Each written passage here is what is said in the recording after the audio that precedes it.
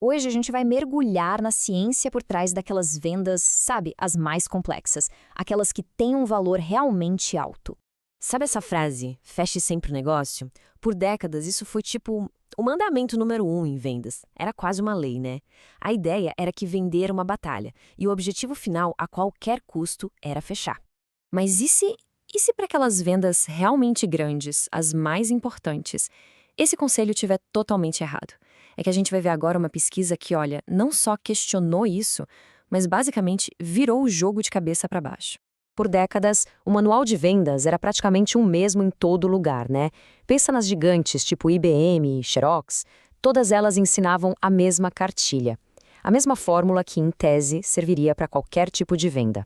E no que consistia essa fórmula? Basicamente em 3 coisas. Primeiro, saber lidar com objeções. Segundo, fazer aquelas perguntas básicas, abertas e fechadas. E claro, o mais importante, usar um monte de técnica de fechamento para, no fim, arrancar um sim do cliente.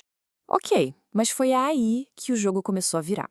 E tudo começou com uma descoberta, assim, bem surpreendente. Um vice-presidente de vendas começou a notar uma coisa muito esquisita com a equipe dele. O cara ficou chocado. Porque quando ele foi olhar os dados, percebeu que os melhores vendedores dele, justamente a galera que trazia os maiores contratos, usavam menos técnicas de fechamento. E mais, eles recebiam menos objeções. Era como se o manual de sucesso que a empresa tanto ensinava estivesse sendo, sei lá, completamente ignorado por quem mais tinha sucesso. Bizarro. E a resposta para isso está toda na psicologia. Pensa bem, uma venda pequena é uma transação rápida, o risco é baixo.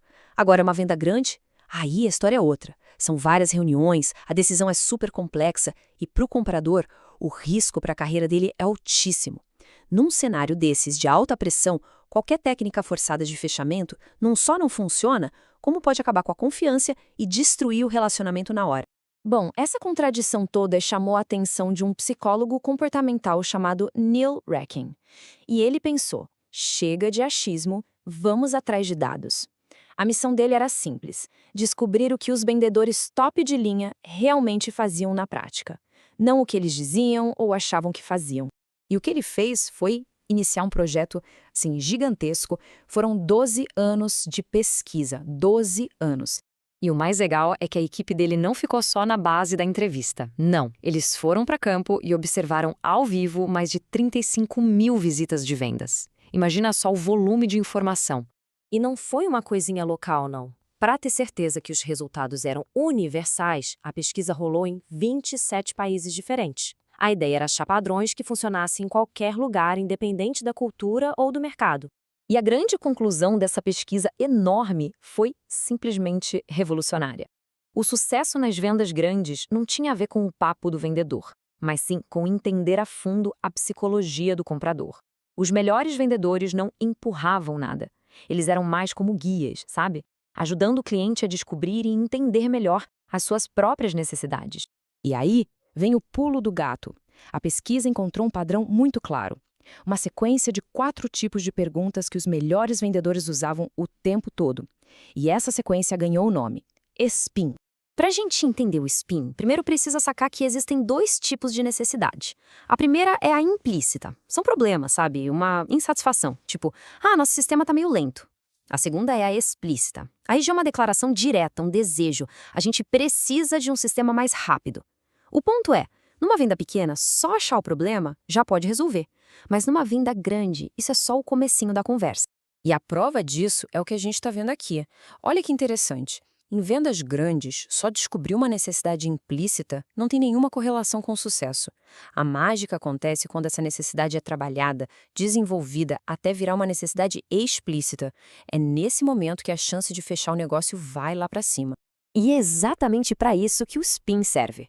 É um método de 4 passos para transformar aquele probleminha, aquela necessidade implícita, num desejo claro e urgente por uma solução, ou seja, numa necessidade explícita. Beleza, então como funciona? Primeiro passo, perguntas de situação. Elas são para coletar fatos, entender o contexto. Coisas como: qual equipamento vocês usam hoje? Ou há quanto tempo esse processo está funcionando assim? É para montar o cenário na cabeça. Depois a gente vai para as perguntas de problema. Aqui o objetivo é outro, é cavar, procurar por dificuldades, por insatisfações, para achar as tais necessidades implícitas. Tipo, e aí, vocês têm algum desafio com a velocidade desse processo? Ou quais são as maiores dificuldades que vocês enfrentam nessa operação? Agora o terceiro passo, e olha, esse aqui é o mais poderoso de todos nas vendas complexas. As perguntas de implicação. Aqui, a gente pega o problema que foi encontrado e começa a explorar as consequências dele. Qual o impacto que esse gargalo causa na produtividade da equipe? Ou como essa falha está afetando os custos de vocês? É nesse momento que um probleminha vira um problemão, uma dor de cabeça gigante. E aí a gente chega na etapa final, as perguntas de necessidade de solução. A sacada aqui é mudar o foco do problema para a solução. Mas, em vez do vendedor sair listando benefícios, ele pergunta: que tipo de valor teria para vocês se a qualidade melhorasse nisso? O objetivo é fazer o próprio cliente falar dos benefícios. É ele quem constrói o valor da solução na própria cabeça. Então, essa abordagem toda, que foi validada por uma montanha de dados, exige uma mudança total de mentalidade, né? A ideia não é mais empurrar, pressionar, é guiar. O foco deixa de ser o fechamento e passa a ser a descoberta. O objetivo passa a ser guiar o comprador por um caminho lógico e até emocional, até que a conclusão seja óbvia para ele mesmo. É quase um processo de autoconvencimento.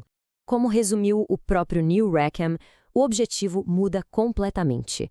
Não é sobre fechar uma venda, mas sim sobre abrir um relacionamento. Porque no final das contas, em vendas de alto valor, a transação é só o começo de tudo. Isso tudo deixa a gente com uma pergunta final para pensar, né? Se a forma mais poderosa de persuadir alguém é, na verdade, ajudar essa pessoa a entender o peso dos próprios problemas e a enxergar a solução por si mesma, o que isso poderia mudar na nossa forma de comunicar no dia a dia? Seja no trabalho, na liderança, numa negociação ou até mesmo em casa.